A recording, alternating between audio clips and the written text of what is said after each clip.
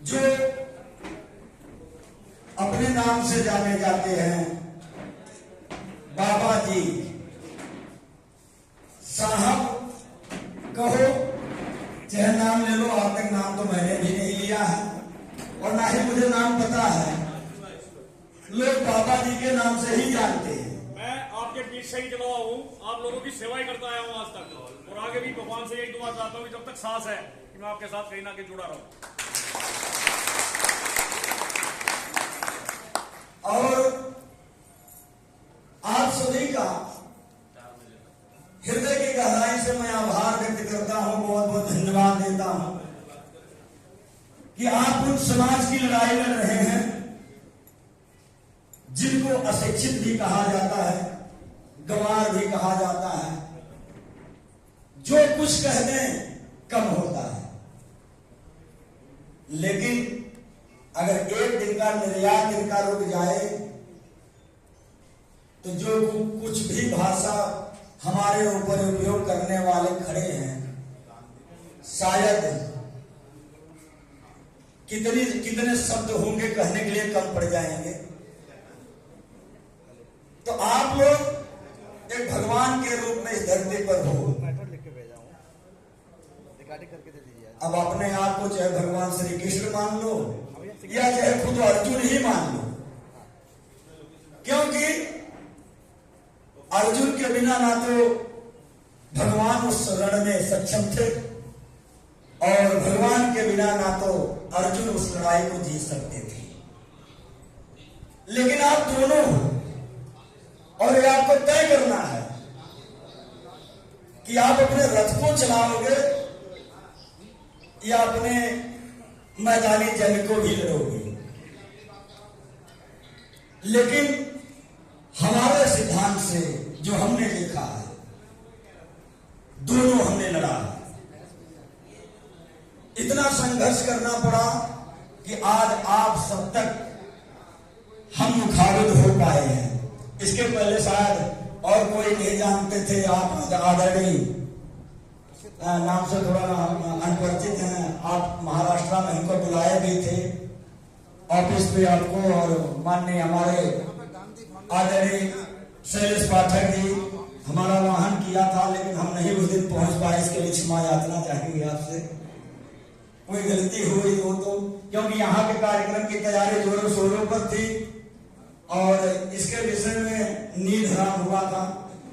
लेकिन टूटे फूटे शब्दों से या टूटे फूटे हमारी जो कार्यशैली रही, क्योंकि दिल्ली एक ऐसा प्रदेश है, हर व्यवस्था हर सुविधा हम प्रदान तो नहीं करा सकते, लेकिन जिस तरह से हमारे ड्राइवर भाई रोड पर भूखे प्यासे नदियों में, घाटियों में, जंगल झाड़ियों में पड़े रहते हैं, अगर उनके लिए हम थोड़ी सी तकलीफ भी अगर एक दिन सह लेंगे तो शायद मेरे हिसाब से उनका आशीर्वाद हमें प्रदान होगा।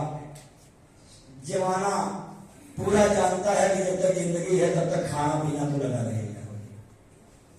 इसके लिए हम सभी से हाथ जोड़ के निवेदन करेंगे कि हमसे कोई गलती, हमारी कमेटी से, हमारे लोगों से कोई गलती हुई हो तो क्षमा करने का प्रयास करना, क्योंकि ये घर नहीं है, गांव नहीं है, खुद की व्यवस्था नहीं, गली है, मोहल्ला है। यहाँ हर कदम पे चलने के लिए थोड़ा सा इजाजत, परमिशन, जानकारी लेनी पड़ती है। तो हमें ये उम्मीद है कि आप लोग हम लोगों को माफ करेंगे और अगला कोई कार्यक्रम होगा तो ऐसी असुविधा ना हो, हम पूरा प्रयास करेंगे। हमारे जो भी सहयोगी रहे, परिचय में अपना बताता चलो, वाहन चालक कल्याण संगठन उत्तर प्रदेश आजमगढ़ से मैं सुरेश चंद्र यादव। तमाम सम्मानित हमारे कार्यकर्ता, सम्मानित पदाधिकारी भी यहाँ बैठे हुए हैं, जिनके सहयोग से हम आप सभी के सम्मान में थोड़ा अपना योगदान प्रदान कर पाए हैं। और अभी हमारे रमेश देशमुख साहब शाम को मीटिंग ये बोलेंगे 26 तारीख को महाराष्ट्र में प्रेस वार्ता करेंगे, आपको आना होगा। हमने कहा जरूर, क्योंकि मैं भाइयों एक ड्राइवर हूँ, ट्रक ड्राइवर हूँ, और ये मान के चलो कि ट्रेन और प्लेन से छोड़ करके कोई भी गाड़ी चलवा लो, 4 व्हीलर भी चलाता हूँ। मैं इनसे ऐसी स्थिति में महाराष्ट्र में मिला कि अगर कल किस पोजीशन में था, अगर उस पोजीशन में आज रहूंगा तो आप लोग मुझे पहचान ही नहीं सकते। वो गवाह इस बात को है। ऐसे कंडीशन में आए, बोले आपसे मिलना चाहते। मैंने कहा नहीं भाई, मैं तो लोबर और बनियान में हूँ, आप मुझे क्या पहचानोगे। लेकिन मैं बहुत बहुत धन्यवाद दूंगा रमेश देशमुख साहब का कि आप बोले कि आप जैसे भी हो, किसी भी कंडीशन में हो, लेकिन मैं आपसे मिलना चाहता हूँ। मैंने कहा हो भाग्य हमारा, सुस्वागतम, जरूर आइए। हम लोग साथ में बैठ के चाय पानी किए वहां पर। लेकिन बहुत अच्छे इंसान है। किसी भी ड्राइवर भाई को परेशानी आती है तो फोन एक बार करते हैं तो तत्काल प्रभाव से अपनी प्रक्रिया को पूरी करते हैं वो। और मजबूत भी महाराष्ट्र में है, ऐसा नहीं कि मजबूत नहीं है। किसी भी एसपी डीएसपी हो, डीएम हो, कलेक्टर हो या मंत्री विधायक हो, कहीं से किसी की जरूरत हमारे ड्राइवर भाई के लिए पड़ती है, हमारे देशमुख साहब एक बार खड़े हो जाए, आप यहाँ आके परिचय हो जाए महाराष्ट्र में। ये हर संभवतः आपके हित में तात्पर्य रहेंगे। और भी हमारे साथी बहुत काफी लोग हैं जिनकी हम सराहना करते हैं। हमारे बीच में बहन कहें या बेटियां कहें, और तो कोई दर्जा उस तरह